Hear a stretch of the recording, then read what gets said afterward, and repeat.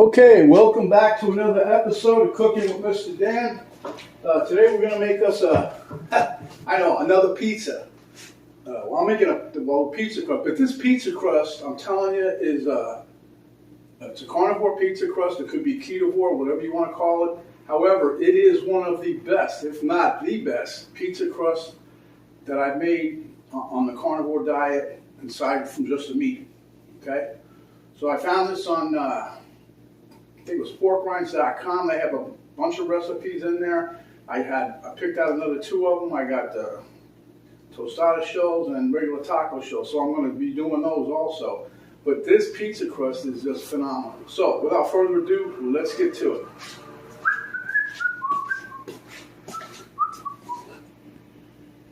Okay, so the ingredients for this tasty little pizza crust: 2 ounces of crushed pork rinds, which I did myself. This is a packet of cream cheese. It looks kind of gross. This is 4 eggs. This is 2 cups of mozzarella cheese, and this is a 1/4 cup of Parmesan. Now, I did make something similar to this, and I used a half and then 1 1/2 of this one. But I'm just going to stick to the original recipe for you guys. And you can also season it the way you like. I think I might put a pinch of Italian seasoning with some salt. And as you can see, I'm going to use my food processor. You can do it in a bowl, a mixing bowl. You might be able to get away with using a Vitamix, something. You're going to need something strong because this kind of gets a little thick. Anyway, let's get to it. Okay, like always, this here is my eggs, and I don't know why, even with the food processor, I still beat them up. I just want to make sure that they're mixed. I know, Mr. Dan's ain't only 10 of today. And every day I do this. Trust me, my wife will tell you, she goes, what do you do that for? You're going to put it in the mixer? Well, I'm making sure we're all cool. I'm not doing it that much like I usually do. So, that being said there. Okay, so the first thing I'm going to do is I'm just going to throw some cheese in here. Doesn't matter which one you do. You don't have to throw it. There's no particular order of this. I'm just, this is me again. Okay, and I'm going to put a little of the crumbs in there. Oops, spilled a little. Take your time, Mr. Dan. Put some more cheese. Put the shredded Parmesan cheese in there. And this is the mozzarella cheese. I forgot to show you guys the bag. When I use the mozzarella, I use the full fat one. But also, if you can see the bag here, it's off the block, which means there's nothing. They just grated this up and in the bag it went. Normally when you buy this, they have an anti-caking, or so it doesn't clump up on you. Well, I don't want none of that in there, so I'm trying to keep as original as possible. Now this here, you can just throw your cream cheese. I'm going to show you everything I'm putting in here. So I just put the cream cheese in here. There's so many different kind of ways of making the crust, I gotta say. I've made a bunch of different crusts over the time I've been doing carnivore now, which is a little tad over a year. And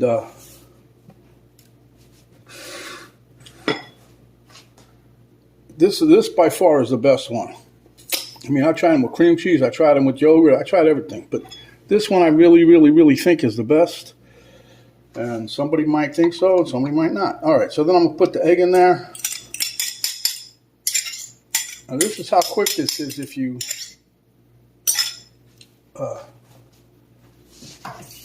a food processor. It's even a little quicker than doing it by hand. Doing it by hand, I tried one by hand, and I'll tell you that after a little bit, you need a little bit of oomph behind the muscle. I'll put the rest of the crumbs in there. And then I'm going to add some of my Redmond salt in here just because. Just a pinch.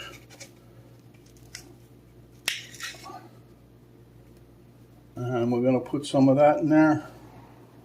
Like I said, just a pinch, not much. There you go. And then this here, even though it's in this container, this is homemade. I mean, I made this from scratch a couple months back. But anyhow, the aroma that comes out of there is gangbusters. I'm just going to sprinkle this a little bit in there. I made this, like I said, a few months back. I usually make all my own spices. That's cheaper. And besides, at least you know what the hell's in there. Okay. So let's take this, put it up here. We'll take this and move it over here. I want to show you guys what we're doing.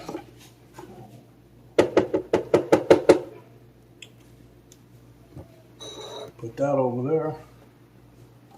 We're going to take this here, put the lid on.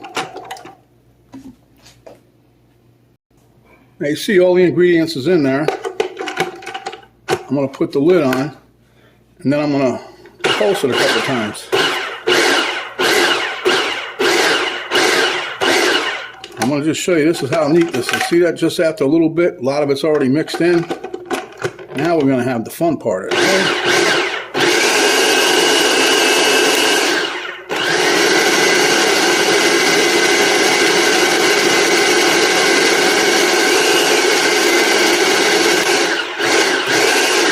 I'll scrape down the side. Oop. It's like I don't care what I do with this, except for when I'm doing the pork rinds. I never have, with them I don't scrape the side down. But I'll tell you, this little gadget here, my wife got me, I don't know how many years ago. It's still functioning, and I use the heck out of it. Use it for a lot of things. Okay, let me just zip this again.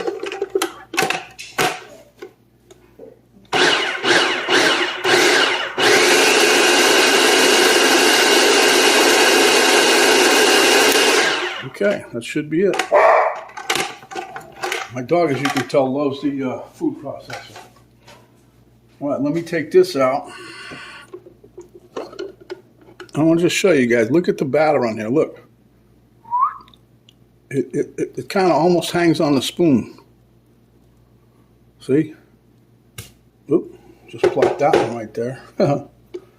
Okay, so that being said, got all my num-nums out of there. Okay, let me get my pan. Okay, this is a 9 by 12 pan, give or take. This is not going to use all that batter in this particular pan. I have another pan, this little square one, just to show you size difference. I'm going to take this. We'll have enough to make this one here, and then a little one tomorrow. I'm going to make her, my wife, she don't know it yet, but she's going to get a breakfast pizza. And that, by the way, I was requested to make either tostada shells today or taco shells today, the pizza today. Well, guess what? All of those, and you know, the little queen of the castle outruled everybody else. So that's why we're doing the pizza. You want a pizza. So without further ado, we're going to take the dough, and I want to show you guys. Look, the longer you leave this sit, the thicker it's going to get. See? And I tell you, it's the best one so far. But we still need to smooth it out. You can't really do it with your hand. And the reason I got these clips on the sides is to keep everything from moving all around with the paper. You could grease the pan, which I've done. Get a little bit of water here. See, I'll slip and slide this a little bit better. But it was still sticking even after I did that, so I didn't I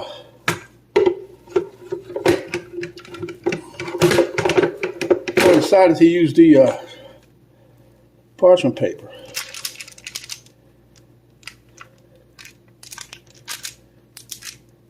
What you want to do is try to thin this out. As you know, you don't want it too thick, you don't want it too thin, you want it just right. So anyway, just keep going. You get a little bit more here. A little bit more.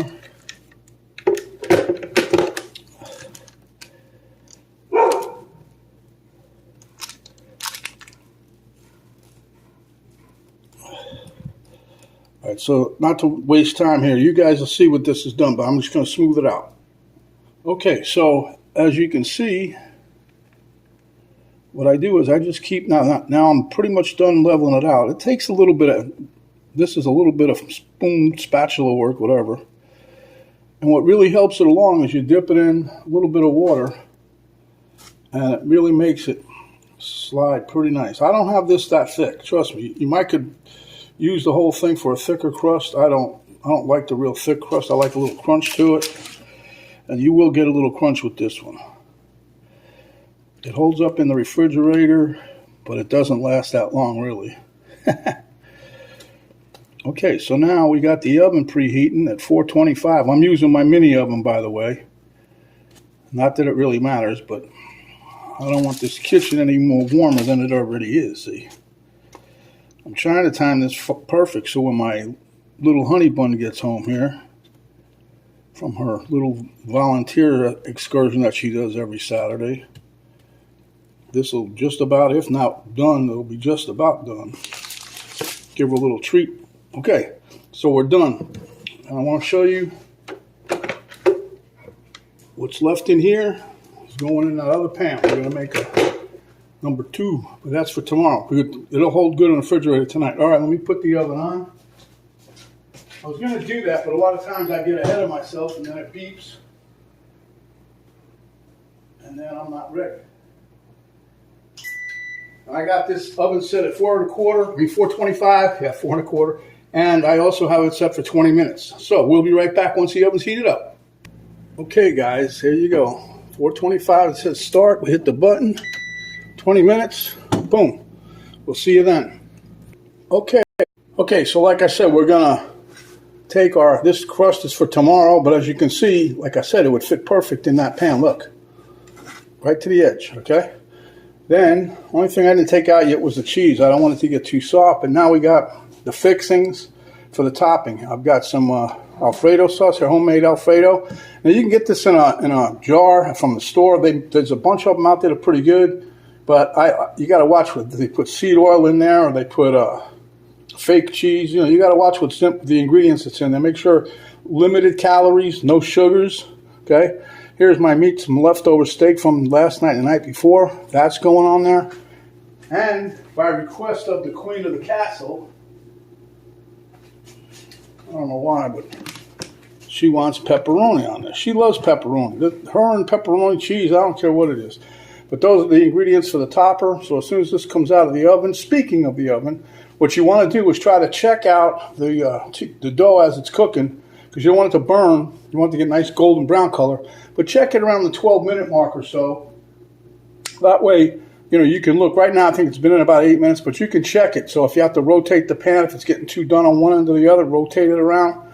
But you don't want to let it, you know, you don't want it to get burnt. You don't want no charcoal. Shouldn't, but just in case. Your oven might be too hot. I don't know. So we'll be right back.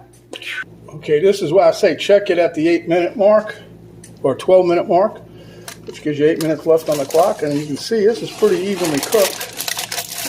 But I'm just going to rotate this around and around. Ouch, got a little warm. But anyway, stick it in there. Got to let it go probably another few minutes. And we'll take it out. I don't want to get it too done.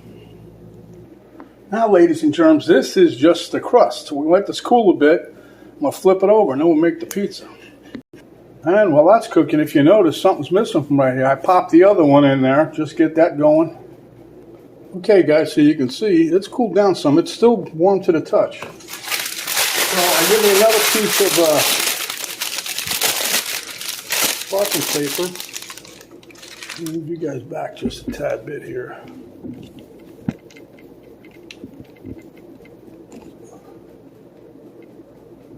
Okay. And then what I do is I get a good grip on both sides.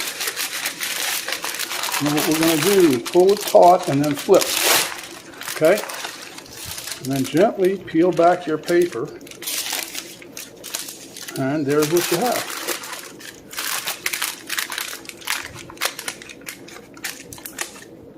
And I just push down the corners because they're sticking up because of the paper. And get it as flat as possible. And like I said, it's pretty warm. Now, if you want now the top crust, this was on the bottom. It's cooked, but if you wanted to brown it up some more, just take it and pop it back in the oven for a few more minutes until it's the color that you like, and then pull it out. This is good for us because we're going to stick this back in the oven yet too to cook. Okay, just make sure you get your crust ends down. Okay, now I heated this stuff up in the microwave, so it should pour pretty easy. And it's not that much. It looks like a lot, but it's like when you get a drop of blood. Oh, speaking of that, look at that. I cut my little finger. So, anyway, we're going to spread this around. Now, you can put as much or as little as you like. We don't like too awful much stuff. We don't want the thing swimming, so we'll try to bring it up to the edges.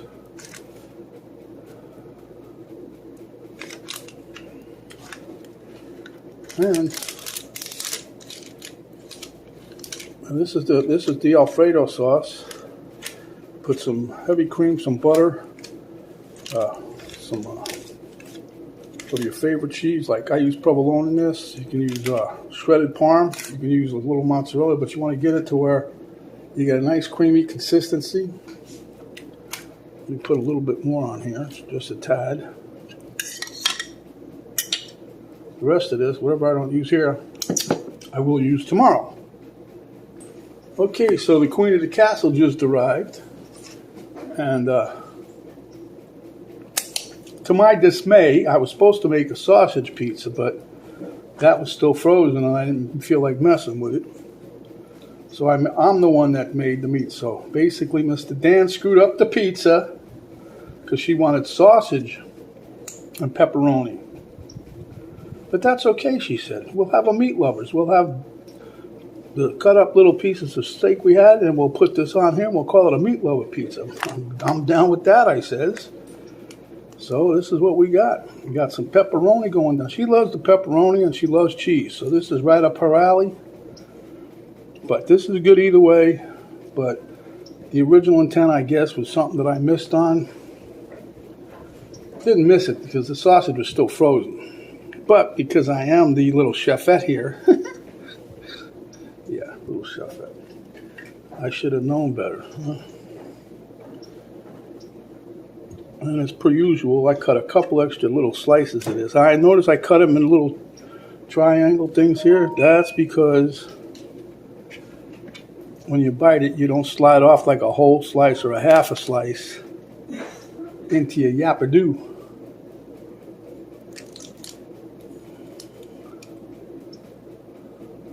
That way you get just an itty bitty piece. Okay, well, you just got a couple more pieces to fit into the mismatched spots.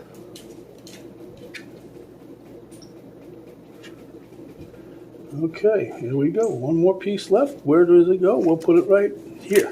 There you go. Now we're going to take our meat and spread it out.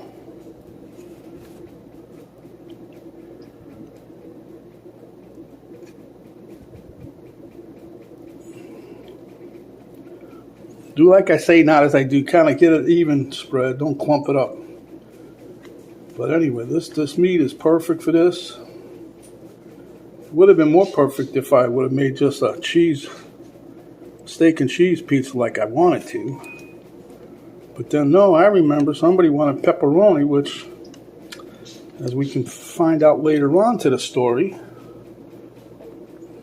should have made sausage. But the sausage was frozen like a rock. At any rate, we're going to put this one in the oven, just like well, not like this, once we top it with the cheese. And it's going to go in there. Give or take 15 to 20 minutes, however long it takes to get the golden brown color that you want to have on top of your pizza. And yes, I'm adding a little extra meat here because this is, like Penny said, it's a meat lover pizza. This is a carnivore pizza. So load it up with your favorite steak, your ground beef, whatever you want to put on there, huh? Okay, that's it for that.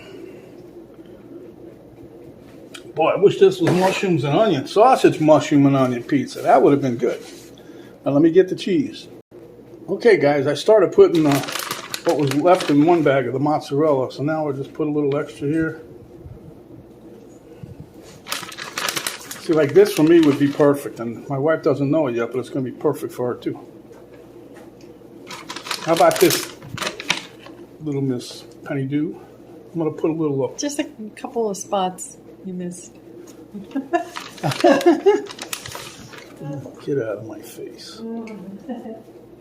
The things I do for my little queen. It ain't easy being cheesy. It ain't easy being cheesy, and especially with the little queensy. All right, let me do one more thing.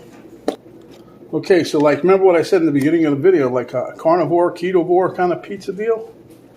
This is why. This thing's got cheese, you know, but we're not eating all this at one time. Maybe Penny will just have a slice of this today, and I usually get 6 slices out of this, and we only have maybe 1 slice a day.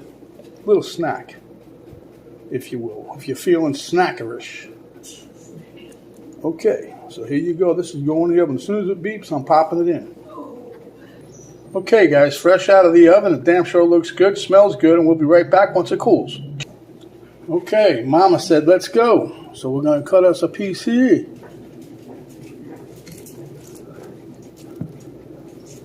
I don't know if you can hear the slight little crunch we got going. But it's good. There you go. We cut another piece here.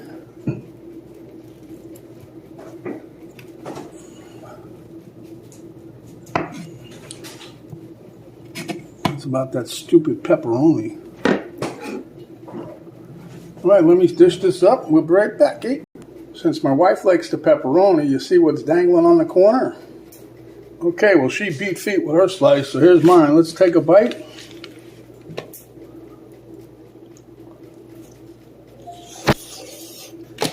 Mmm. Mmm. Mmm. Trust me, if that's not the best pizza dough for carnivore you ever had, it ought to be. And it's a dang good pizza. So, my friends, if you like the video, give us a thumbs up, share with your friends, subscribe if you haven't yet. And remember, stay hungry, and when you are, you come back, and we'll give you another delicious dish just like this. This is Mr. Dan saying stay safe, and we'll see you on the next video.